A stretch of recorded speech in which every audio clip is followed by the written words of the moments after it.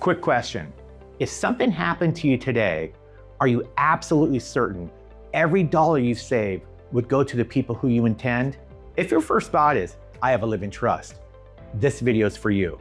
A living trust is an important foundation in estate planning, but by itself does not protect every asset you own. And that misunderstanding can cause real problems. A living trust acts like a Swiss Army knife. It helps avoid probate, outlines who receives the assets and when. It also includes key documents like powers of attorney, healthcare directives, and HIPAA authorizations. But not all assets should or even can be titled in a living trust. Let's start with the assets that do not go in a living trust. Retirement accounts like IRAs and 401k plans and TSAs must be owned by a person. The I in IRA actually stands for individual. Annuity investments and life insurance policies, those typically avoid probate because they pass directly through to the beneficiary designations. So if your assets aren't owned by your living trust, should your trust be named as beneficiary? Not usually. If you're married, it often makes sense to name your spouse as the primary beneficiary, but not always.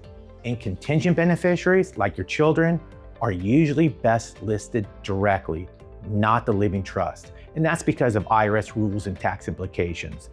So here's the key point. Beneficiary designations could override what your trust says. That means if a retirement account names a sibling or an ex-spouse, that person is getting your money, even if your trust says otherwise. I've had that difficult conversation with surviving spouses where the exact thing happened.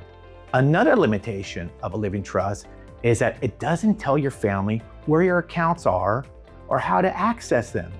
Many couples have multiple accounts, and loved ones, they don't know where these investments are or how much it's worth. That's exactly why we created the Playbook, a consolidated, organized binder that lists your assets, your investments, highlights your beneficiaries, and your personal instructions to your family so nothing gets overlooked.